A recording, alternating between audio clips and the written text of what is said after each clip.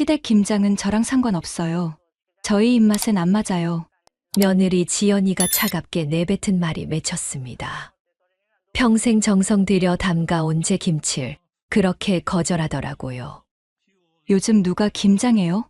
마트 가면 김치 얼마든지 있잖아요. 손이 떨렸습니다. 뭐라고 대답해야 할지 몰랐어요. 그런데 다음 날 우연히 보니 며느리 차 트렁크엔 김치통이 가득했어요. 설마 가슴이 철렁 내려앉았습니다. 시댁 김장은 필요 없다던 저 많은 김장김치는 어디서 난 걸까요? 손이 떨렸습니다. 행복해야 할 김장하는 날, 이 가족에게는 무슨 일이 있었던 걸까요? 사연 시작 전에 구독, 좋아요와 알람 설정을 눌러주시면 큰 복이 찾아올 거예요. 댓글로 경험담을 나눠주세요.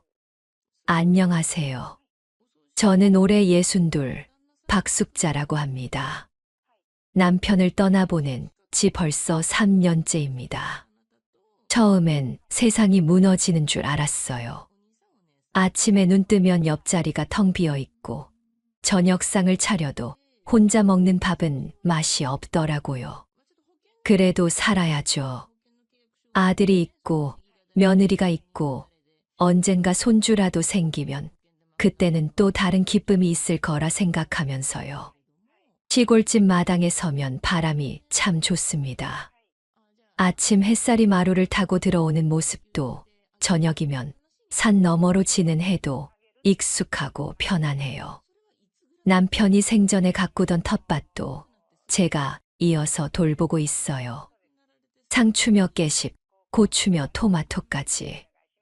손이 많이 가지만 뭐라도 하고 있어야 마음이 덜 허전하거든요.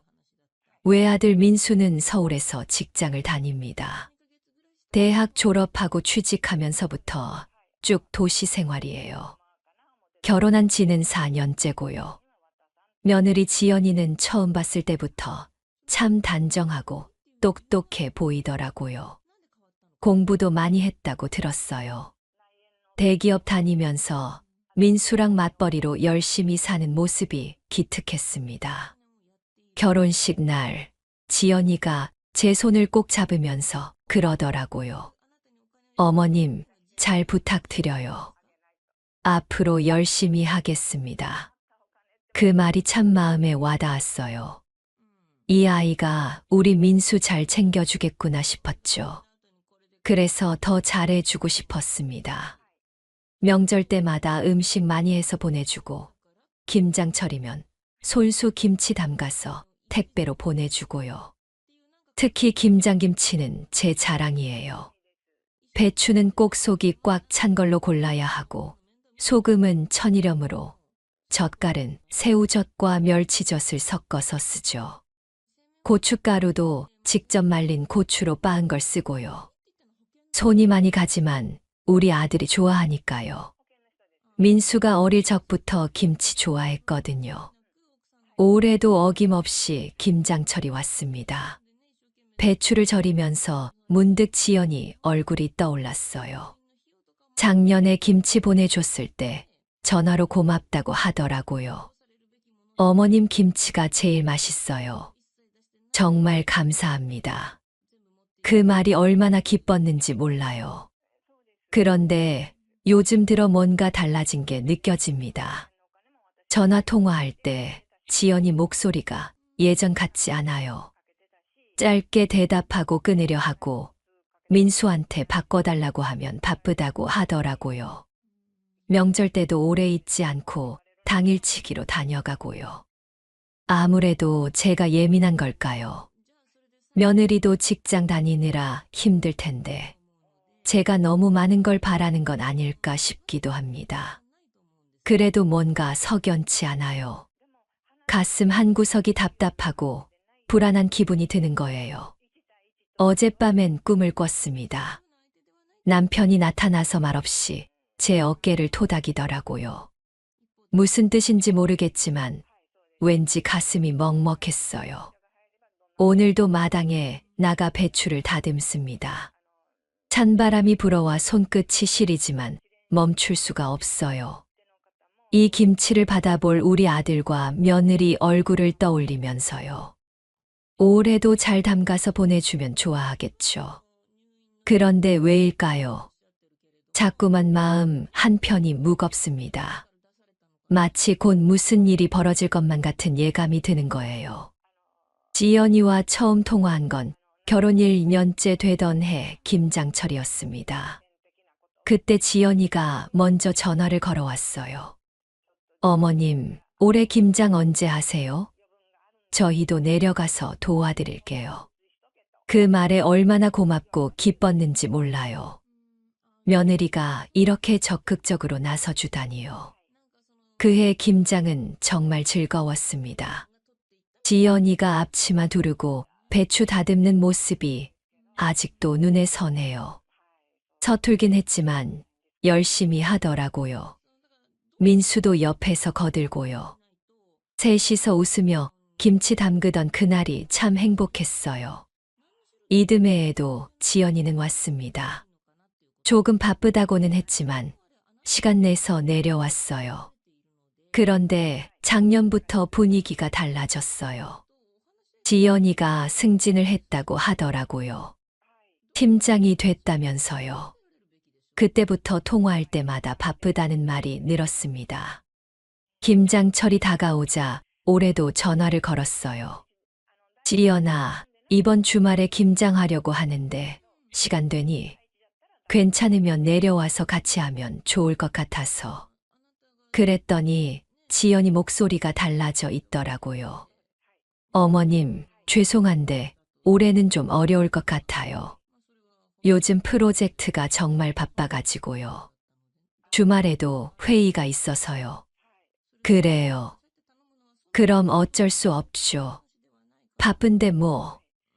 그래도 김치는 담가서 보내줄 테니까 걱정 마세요. 그런데 지연이가 이어서 한 말에 가슴이 덜컥 내려앉았습니다. 어머님, 사실은요. 저희 올해는 김치 안 받아도 될 것 같아요. 요즘 마트에도 괜찮은 김치 많이 나오고 배송도 빠르더라고요. 어머님도 힘드실 텐데 굳이 그렇게까지 안 하셔도 돼요. 전화기를 든 손이 떨렸습니다. 뭐라고 대답해야 할지 몰랐어요. 한참을 침묵하다가 겨우 말을 이었죠. 아, 그래. 그럼 그렇게 할게. 너희가 편한 대로 해. 전화를 끊고 한참을 멍하니 앉아 있었습니다. 가슴 속에서 뭔가 무너지는 소리가 들리는 것 같았어요. 마트 김치를 사 먹겠다고요. 제가 정성 들여 담근 김치보다 사 먹는 게 낫다는 말이었을까요? 저녁에 민수한테 전화를 걸었습니다. 민수야, 지연이가 올해는 김치 안 받겠대. 너도 그렇게 생각하니? 민수는 난처한 듯 말끝을 흐렸어요. 엄마, 지연이가 요즘 진짜 바빠요. 이해해 주세요. 김치는 뭐 저희가 알아서 할게요. 알아서 한다는 게 사 먹는다는 뜻이겠죠. 아들도 며느리 편이더라고요. 그날 밤 잠을 이룰 수가 없었습니다. 천장만 바라보다가 새벽녘에야 겨우 눈을 붙였어요. 그래도 며칠 뒤 마음을 고쳐먹었습니다. 괜찮아요. 지연이가 바쁘면 바쁜 거고 제가 혼자서라도 김치는 담가야죠. 우리 아들이 좋아하는 김치인데 어떻게 안 보내줄 수 있겠어요. 설령 지연이가 원하지 않아도 민수는 먹을 거니까요. 배추를 주문하고 재료를 준비했습니다. 손이 예전 같지 않아 힘들었지만 참았어요. 하루 종일 배추를 절이고 양념을 만들고 김치를 버무렸습니다. 허리가 끊어질 것 같았지만 멈출 수가 없었어요. 김치를 다 담그고 나니 해가 저물어 있었습니다. 김치통 5개가 마당에 줄지어 놓여 있더라고요. 그 모습을 보니 뿌듯하면서도 한편으론 서러웠어요. 누가 알아줄까 싶어서요. 이틀 뒤 김치를 택배로 보냈습니다. 민수한테 문자를 보냈죠. 아들아, 김치 보냈다. 잘 받아라.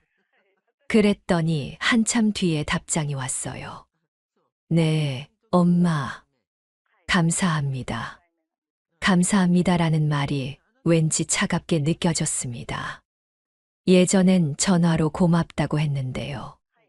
요즘엔 문자 한 줄이 전부예요. 그런데 사흘째 되던 날, 민수한테서 전화가 왔습니다. 목소리가 어딘가 불편해 보였어요. 엄마, 김치 받긴 했는데요. 지연이가 냉장고에 들어갈 자리가 없대요. 너무 많이 보내신 것 같아서요. 순간 할 말을 잃었습니다. 자리가 없다고요? 예전엔 김치통 10개도 잘 받아갔는데요. 그럼 어쩌면 되니? 일부는 버려야 하나? 아니에요, 엄마. 버리진 않을게요. 그냥 앞으론 조금만 보내주시면 안 될까요?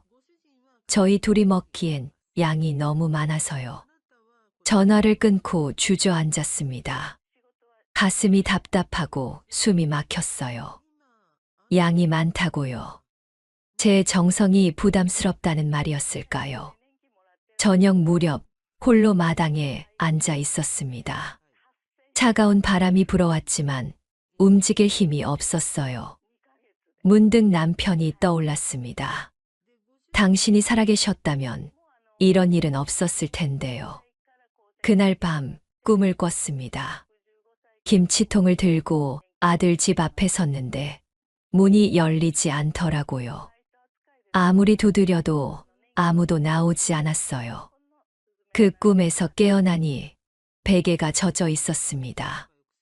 이건 단순한 일이 아니었어요. 뭔가 더 깊은 문제가 있다는 걸 직감했습니다. 며느리의 마음이 완전히 돌아선 게 아닐까요? 추석이 다가왔습니다. 예년 같으면 아들 부부가 명절 전날 내려와서 하루 이틀 묵고 가곤 했어요. 그런데 올해는 달랐습니다. 민수한테서 전화가 왔어요. 엄마, 올해 추석은 당일날 갔다가 바로 올라갈 것 같아요. 지연이가 다음 날 중요한 미팅이 있대요. 그래? 알았어. 그럼 그렇게 해라. 속으로는 섭섭했지만 내색하지 않았습니다. 그래도 차례상은 정성껏 준비했어요. 민수가 좋아하는 나물도 여러 가지 만들고 전도 부치고요. 손이 부들부들 떨렸지만 참았습니다. 추석 당일 아들 부부가 도착한 건 오전 11시였어요.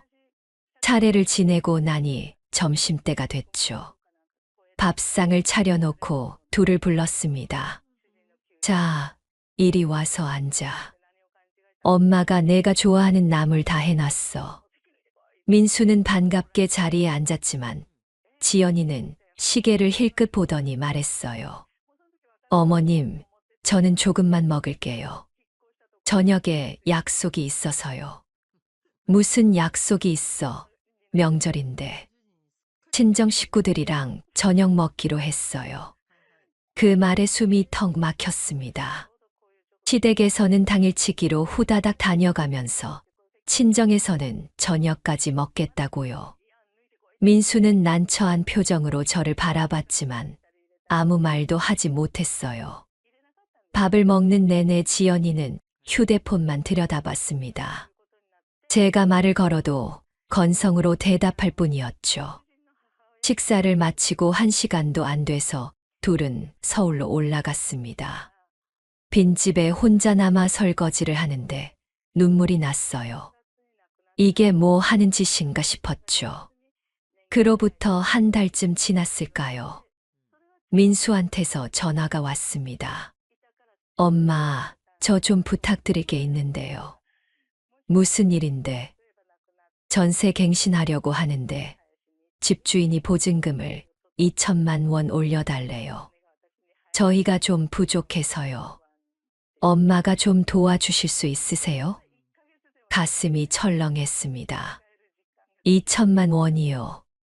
적은 돈이 아니었어요. 남편이 평생 모아둔 돈 중에서 제 노후 자금으로 남겨둔 거였거든요. 아들아, 그게 쉬운 돈이 아닌데.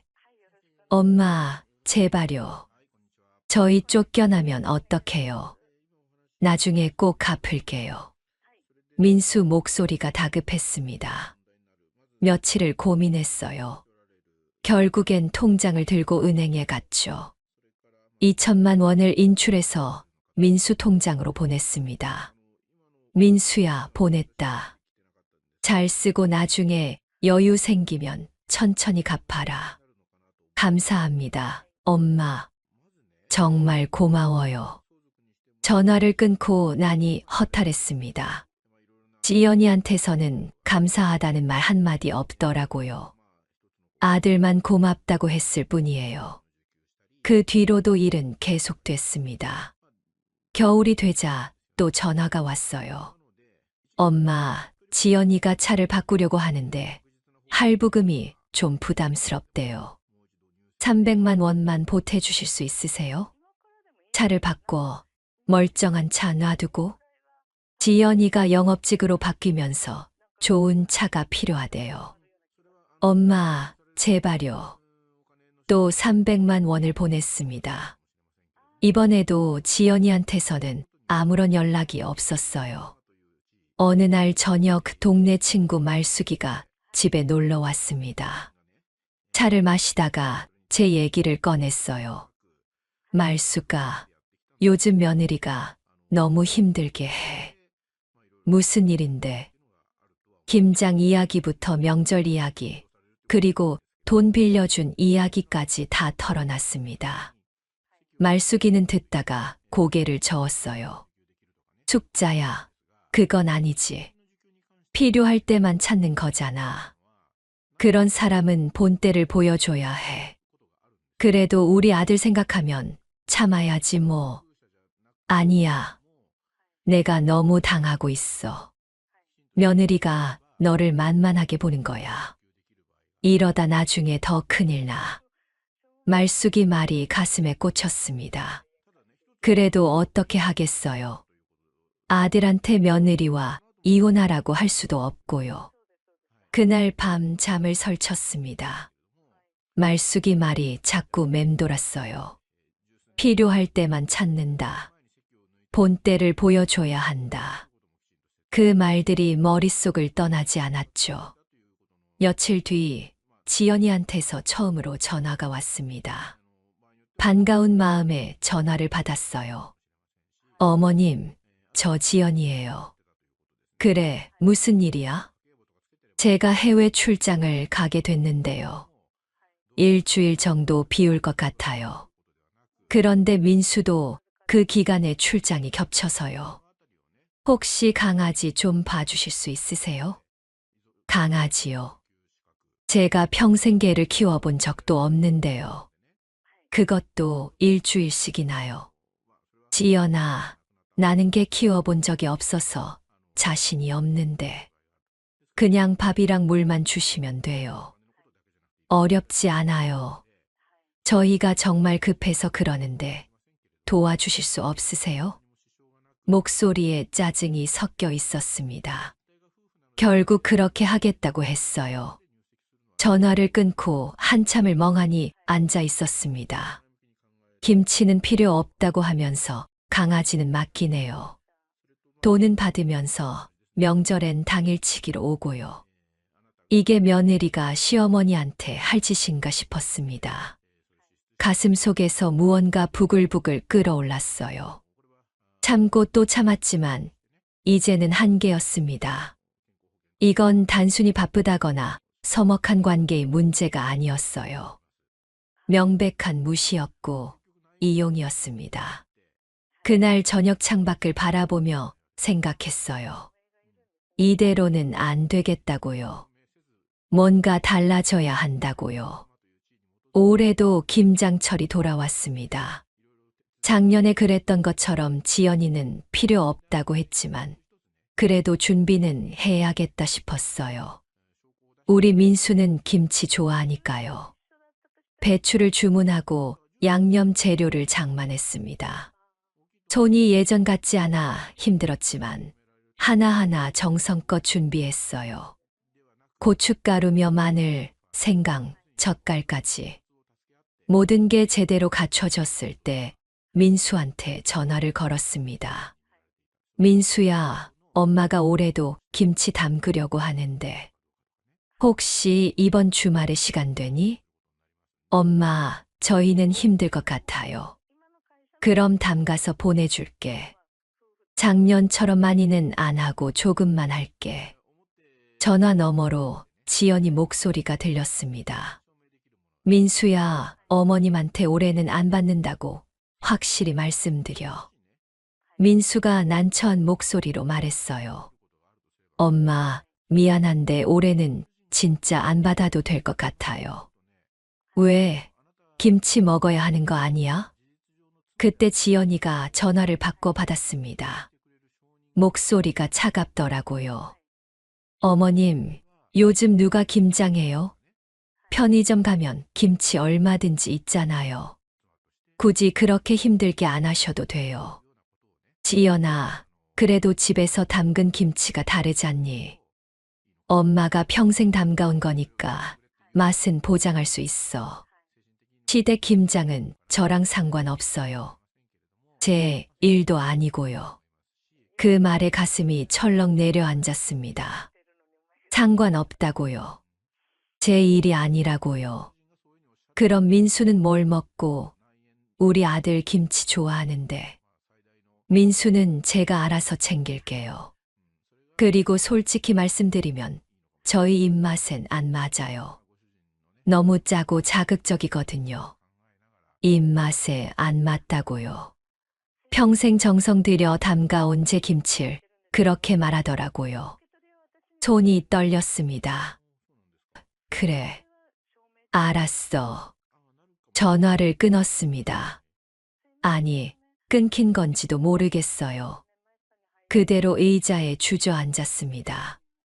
가슴 속에서 뭔가 무너져 내리는 소리가 들렸어요. 혼자 앉아 한참을 울었습니다. 평생 이렇게 모욕당해 본 적이 없었어요. 제가 뭘 잘못한 걸까요?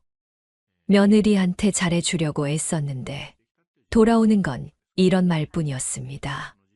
그래도 이미 준비한 재료가 아까워서 김치를 담그기 시작했어요. 혼자서 배추를 절이고 양념을 만들고 김치를 버무렸습니다. 허리가 끊어질 것 같았지만 참았어요.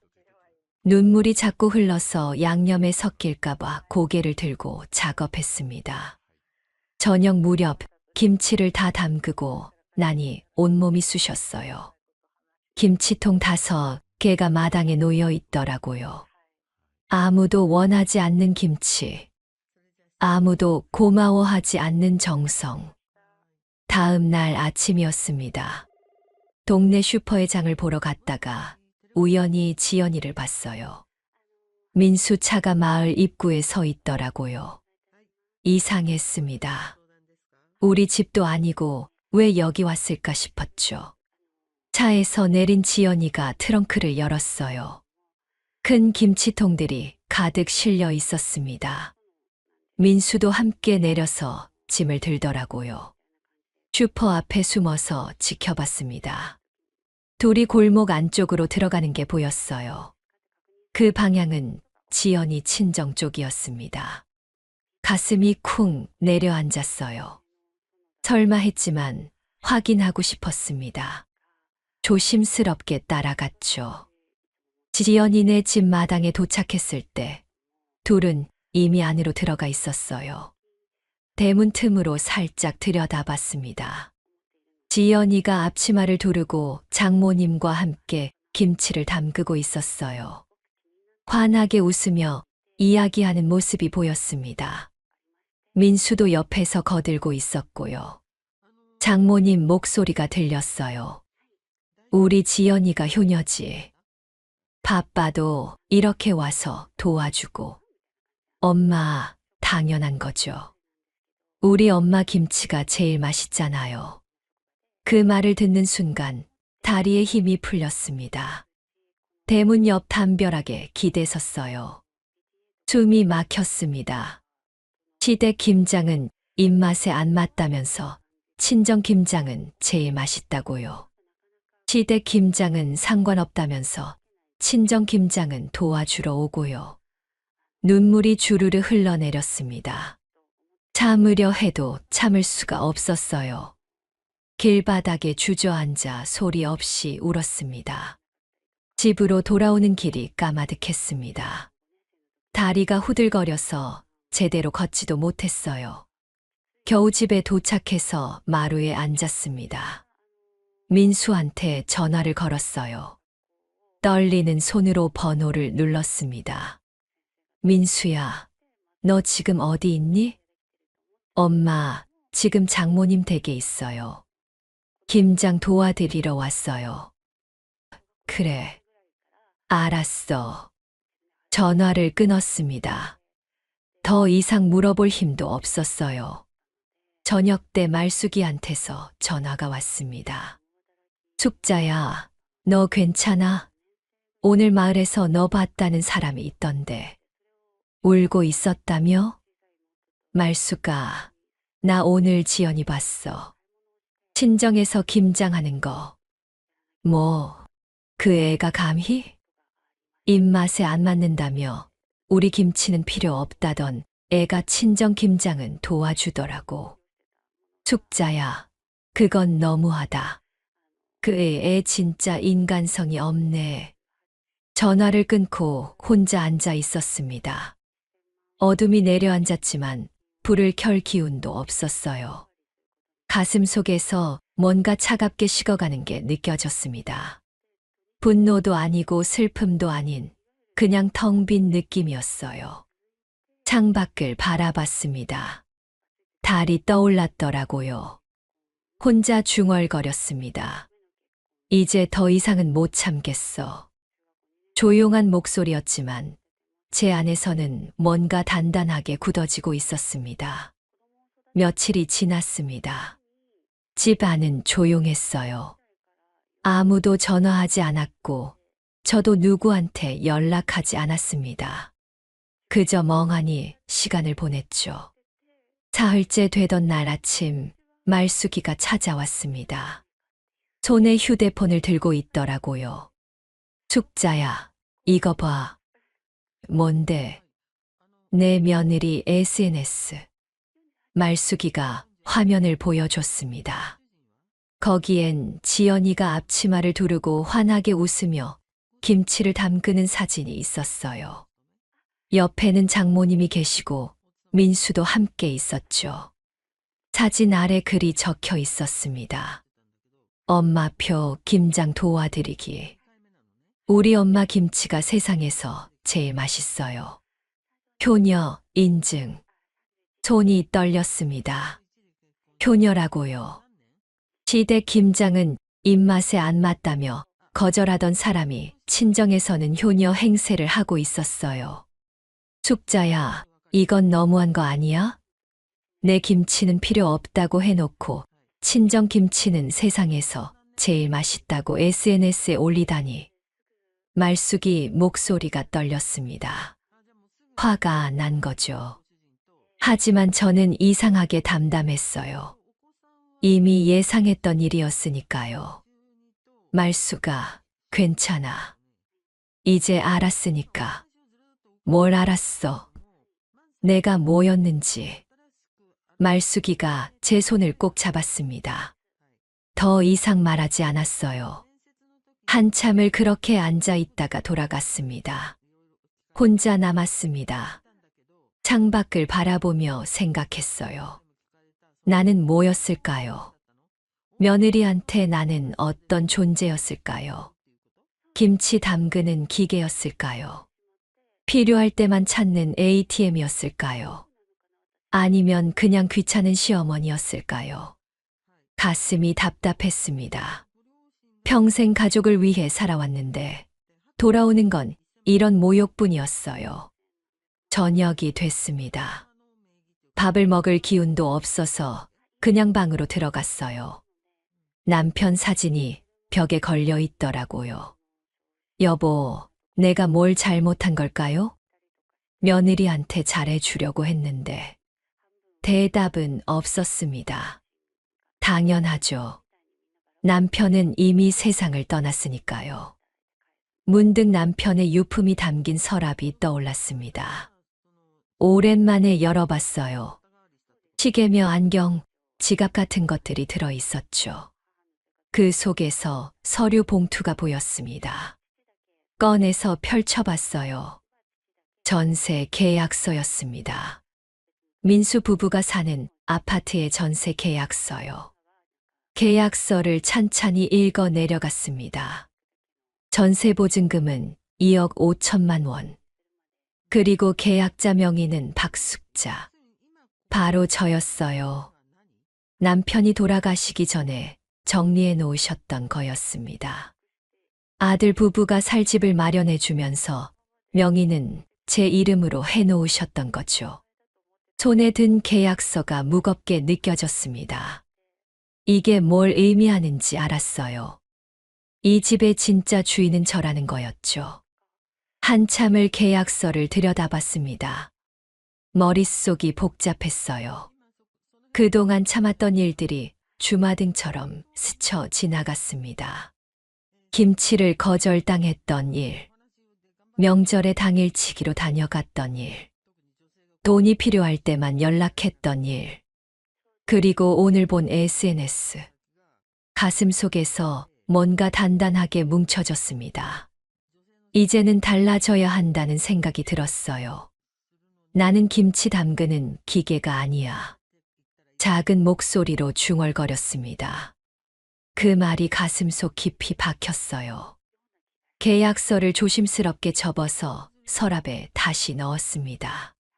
하지만 이제 그 존재를 알았어요. 필요할 때 꺼낼 수 있다는 것도요. 창밖을 바라봤습니다. 밤하늘에 별이 떠 있었어요. 남편도 저 하늘 어딘가에서 저를 보고 계실까요? 여보, 내가 이제 바뀔 거예요. 더 이상 참지 않을 거예요. 조용히 말했습니다. 목소리는 작았지만 마음은 단단했어요. 그날 밤 오랜만에 깊이 잠들었습니다. 꿈속에서 남편이 나타나 제 어깨를 토닥였어요. 아무 말 없이 고개만 끄덕이더라고요. 아침에 일어났을 때 마음이 달라져 있었습니다. 무거웠던 가슴이 조금은 가벼워진 느낌이었어요. 거울을 봤습니다. 거기 비친 제 얼굴은 예전과 달랐어요. 눈빛이 달라져 있었습니다. 이제 시작이었습니다. 다음 날 아침 서랍에서 전세 계약서를 다시 꺼냈습니다. 계약 만료일을 확인했어요. 2달 뒤였습니다. 손이 떨렸지만 전화기를 들었어요. 부동산 중개소 번호를 눌렀습니다. 여보세요. 거기 김 사장님 계시나요? 네, 접니다. 누구세요? 저 박숙자인데요. 몇 년 전에 아들 전세 계약할 때 도와주셨잖아요. 아, 박 사장님. 오랜만이에요. 무슨 일이세요? 심호흡을 했습니다. 그리고 또박또박 말했어요. 그 집 전세 계약 만료되면 갱신 안 하려고 합니다. 집주인한테 알려주세요. 전화 넘어가 잠시 조용했습니다. 네, 갱신 안 하신다고요? 아드님 부부가 아직 거기 사시는데요. 알아요. 그래도 갱신 안 할 겁니다. 절차 진행해 주세요. 알겠습니다. 근데 혹시 아드님은 아세요? 곧 알게 될 겁니다. 전화를 끊었습니다. 가슴이 두근거렸어요. 돌이킬 수 없는 선을 넘은 것 같았죠. 며칠이 지났습니다. 집주인이 민수한테 연락을 했나 봐요. 민수한테서 전화가 왔습니다. 엄마, 집주인이 갱신 안 한다고 하는데 무슨 일이에요? 그래, 그랬구나. 엄마가 부동산한테 계약 종료한다고 했다던데요. 진짜예요? 응. 내가 그랬어. 왜요? 갑자기 왜 그러세요? 목소리가 다급했습니다. 하지만 저는 차분했어요. 민수야, 그 집 명의가 누군지 아니? 그야 엄마 명이지만 저희가 사는 집인데요. 맞아. 내 명의야. 그러니까 내가 결정하는 거야. 엄마, 무슨 일 있어요? 왜 갑자기 이러세요? 천천히 얘기하자. 주말에 내려와. 전화를 끊었습니다. 손이 떨렸지만 후회는 없었어요. 주말이 됐습니다. 민수 부부가 차를 타고 내려왔어요. 표정이 어두웠습니다. 거실에 마주 앉았습니다. 지연이는 팔짱을 끼고 앉아 있었고, 민수는 불안한 얼굴이었어요. 엄마, 도대체 무슨 일이에요? 왜 갑자기 계약 종료하신 거예요? 민수가 물었습니다. 저는 천천히 입을 열었어요. 민수야, 엄마가 물어볼게. 너희는 나를 가족으로 생각하니? 무슨 말씀이세요? 당연히 가족이죠. 그래, 그럼 왜 김장은 필요 없다고 했어? 왜 명절엔 당일치기로만 왔어? 왜 돈 필요할 때만 연락했어? 말을 하는데 목소리가 떨렸습니다. 참았던 감정이 올라왔어요. 지연이가 끼어들었습니다. 어머님, 그건 저희가 바빠서 그랬던 거예요. 이해해 주세요. 이해? 내가 얼마나 이해했는데. 너희 친정 김장은 도와주면서 시댁 김장은 입맛에 안 맞다고 했잖아.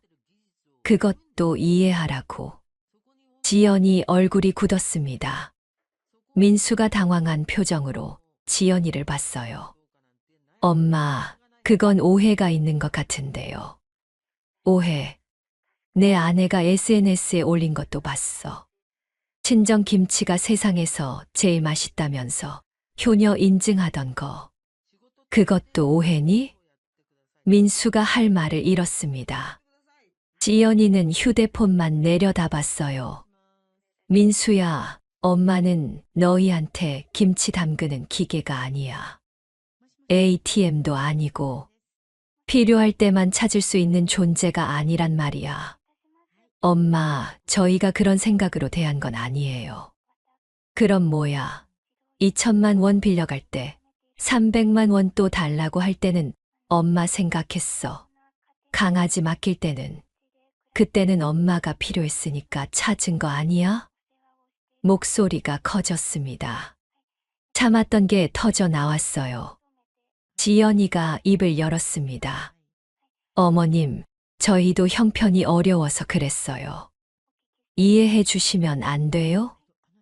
이해.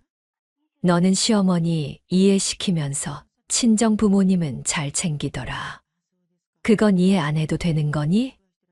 지연이가 입을 다물었습니다. 얼굴이 붉어졌어요. 엄마, 그럼 저희 어떡해요? 집 나가라는 거예요? 민수가 떨리는 목소리로 물었습니다. 나가라는 게 아니야.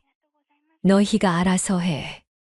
전세 다시 구하든 월세 구하든 나는 이제 너희 집 걱정 안 할 거야. 너희가 나를 가족으로 생각 안 하니까 나도 이제 그러려고. 엄마, 정말 이러실 거예요. 응. 진심이야. 방 안이 조용해졌습니다. 시계 소리만 째깍거렸어요. 민수는 고개를 떨구고 있었고 지연이는 창밖만 바라봤습니다. 2달 있으면 계약 만료야. 그때까지 알아서 준비해. 엄마, 제발요. 다시 생각해 주세요. 민수가 애원했습니다. 하지만 제 마음은 변하지 않았어요. 민수야, 엄마 마음 이미 정했어. 이제 너희도 어른이니까 알아서 해. 둘은 아무 말도 하지 못했습니다. 한참을 그렇게 앉아 있다가 일어났어요. 그럼 저희 올라갈게요. 민수가 힘없이 말했습니다. 현관으로 나가는 뒷모습이 초라해 보였어요. 차 소리가 멀어졌습니다. 혼자 남은 거실에 앉아 있었어요. 가슴이 뛰었습니다. 후회보다는 후련함이 밀려왔어요.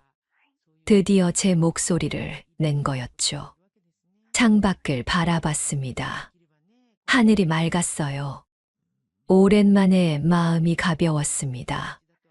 이제 시작이야. 혼잣말을 했습니다. 앞으로 어떻게 될지 모르지만 후회는 없었어요. 더 이상 참지 않기로 했으니까요. 그날 저녁 민수한테서 전화가 왔습니다. 목소리가 떨리고 있었어요. 엄마, 다시 한 번만 생각해 주세요. 저희 정말 곤란해요. 민수야, 엄마 마음 이미 정했어. 엄마, 그건 너무하잖아요. 저희한테 집 나가라는 거랑 똑같잖아요. 너무하다고요. 그 말이 가슴에 꽂혔습니다. 민수야, 너무한 게 뭔지 아니? 엄마가 평생 너희한테 해준 게 얼마나 많은데 돌아온 건 모욕뿐이었어. 그게 너무한 거 아니야? 엄마, 저희가 잘못했어요. 그러니까 한 번만 봐주세요. 이제 와서 잘못했다고. 김장 거절할 때는, 명절에 당일치기로 올 때는, 친정 김장 도우러 갈 때는 왜 생각 안 했어? 민수가 할 말을 잃었습니다. 한참의 침묵이 흘렀어요. 엄마, 그래도 이건 아니잖아요. 저희 살 곳이 없어요. 알아서 구해. 너희도 다 큰 어른이야. 엄마한테 의지하지 말고. 전화를 끊었습니다. 가슴이 아팠지만 흔들리지 않았어요. 다음 날 예상치 못한 일이 벌어졌습니다. 지연이가 혼자 찾아왔어요. 차에서 내리는 모습이 창문으로 보였습니다. 현관문을 열었습니다. 지연이가 서 있었어요. 얼굴이 창백했습니다. 어머님, 들어가도 될까요? 그래. 거실로 들어온 지연이는 소파에 앉았습니다. 손을 꼭 쥐고 있더라고요. 어머님, 제가 잘못했어요. 그러니까 다시 생각해 주세요. 지연아, 너 지금 진심으로 하는 말이니? 네, 진심이에요. 그럼 물어볼게. 너는 시댁 김장이 정말 입맛에 안 맞았니? 지연이가 입술을 깨물었습니다. 대답하지 못했어요. 친정김치는 세상에서 제일 맛있다고 SNS에 올리면서 시댁 김치는 필요 없다고 했잖아. 그게 며느리가 할 짓이니?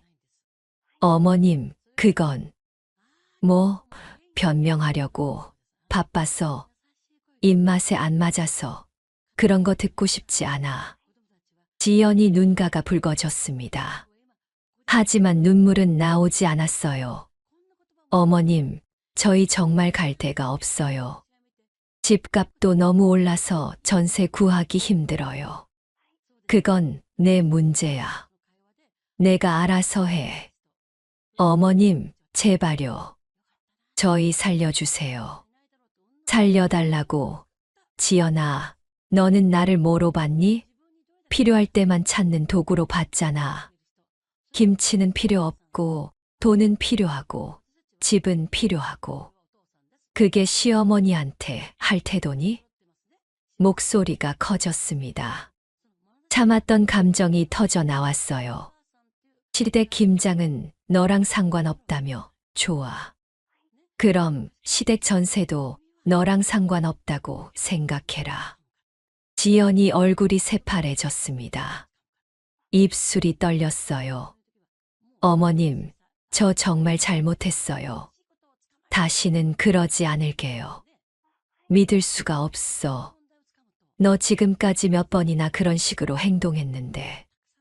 어머님, 지연이가 소리를 질렀습니다. 하지만 저는 흔들리지 않았어요. 지연아, 이제 그만 돌아가. 할 말 없어. 어머님, 정말 이러실 거예요? 저희 쫓아내실 거예요? 쫓아내는 게 아니야. 그냥 내 집을 내가 관리하는 거야. 내가 원하지 않았잖아. 시댁이랑 엮이는 거. 지연이가 일어섰습니다. 손이 떨리고 있었어요. 알겠어요. 어머님 마음대로 하세요. 저희도 알아서 할게요. 목소리에 분노가 섞여 있었습니다. 하지만 어쩔 수 없었어요. 그래. 잘 가. 지연이가 현관문을 박차고 나갔습니다. 쾅 하는 소리와 함께 문이 닫혔어요. 차 시동 거는 소리가 들렸습니다. 그리고 멀어져 갔죠. 혼자 남은 거실에 앉았습니다. 가슴이 두근거렸어요. 손이 떨렸습니다. 창밖을 바라봤습니다. 지연이 차가 마을을 빠져나가는 게 보였어요. 그 모습을 지켜보다가 눈물이 났습니다. 아팠습니다. 가슴이 무너지는 것 같았어요. 하지만 후회는 없었습니다. 수십 년 동안 참았던 감정이 무너져 내렸어요. 억눌렀던 것들이 터져 나왔습니다. 소리 내어 울었어요. 한참을 울고 나니 조금 후련했습니다. 가슴속이 뻥 뚫린 느낌이었어요. 저녁 무렵 말숙이한테서 전화가 왔습니다. 숙자야, 괜찮아? 응, 괜찮아. 내 며느리 차가 마을 빠져나가는 거 봤어. 무슨 일 있었어? 말숙아, 내가 해냈어. 내 마음 제대로 전했어. 그래, 잘했어. 이제라도 내 목소리 낸 거 다행이야. 전화를 끊고 혼자 앉아 있었습니다. 밤이 깊어갔어요. 남편 사진을 바라봤습니다. 여보, 내가 잘한 거죠? 더 이상 참지 않기로 했어요. 대답은 없었지만 남편이 옆에서 지켜보는 것 같았어요. 그날 밤 편안하게 잠들었습니다. 오랜만에 악몽도 꾸지 않았어요. 다음 날 아침 해가 밝게 떠올랐습니다. 새로운 하루였어요. 민수한테서 문자가 왔습니다. 엄마, 저희 집 알아보고 있어요. 조금만 시간 주세요. 답장하지 않았습니다. 이제는 제가 주도권을 쥔 거였으니까요. 마당에 나가 앉았습니다. 바람이 불어왔어요. 시원했습니다. 가슴 속에서 뭔가 풀어지는 느낌이었어요. 오랫동안 짓눌렸던 무게가 사라진 것 같았습니다. 이제 나도 내 인생을 살아야지. 혼잣말을 했습니다. 앞으로 어떻게 될지 모르지만 두렵지 않았어요. 제가 제 인생의 주인이 된 기분이었습니다. 일주일이 지났습니다. 민수한테서 몇 번 전화가 왔지만 받지 않았어요. 문자도 왔지만 답장하지 않았습니다. 이제는 제가 결정할 차례였으니까요. 어느 날 아침 말숙이가 찾아왔습니다. 손에 전단지를 들고 있었어요. 숙자야, 이거 봐. 복지관에서 김장 봉사 신청받는데. 김장 봉사. 응. 독거노인들이랑 저소득층 가정에 김치 담가서 나눠주는 거래. 우리도 같이 갈래? 전단지를 받아들었습니다. 복지관에서 주최하는 김장 나눔 행사였어요. 자원봉사자를 모집한다고 적혀 있었습니다. 좋아. 나 갈게. 정말. 그럼 내가 신청해 둘게. 며칠 뒤 말숙이와 함께 복지관으로 향했습니다. 차를 타고 가는 내내 마음이 설렜어요. 오랜만에 느껴보는 감정이었습니다. 복지관 마당에는 이미 많은 사람들이 모여 있었어요. 배추며 양념 재료가 가득 쌓여 있었고요. 어서 오세요. 처음 오셨어요? 복지관 직원이 반갑게 맞아줬습니다. 네, 처음이에요. 감사합니다. 이쪽으로 오세요. 자리에 앉아 배추를 다듬기 시작했습니다. 옆에는 말숙이가, 맞은편에는 처음 보는 분들이 앉아 있었어요. 처음 뵙겠습니다. 저는 최영자라고 해요. 박숙자입니다. 사람들과 이야기하며 김치를 담갔습니다. 손은 익숙하게 움직였어요. 평생 해온 일이니까요. 하지만 마음이 달랐습니다. 누가 시켜서가 아니라 제가 원해서 하는 일이었으니까요. 점심때가 됐습니다. 복지관에서 준비한 밥을 먹으며 사람들과 담소를 나눴어요. 박 선생님, 솜씨가 정말 좋으시네요. 김치 버무리는 거 보니까 베테랑이신 것 같아요. 영자 씨가 말했습니다.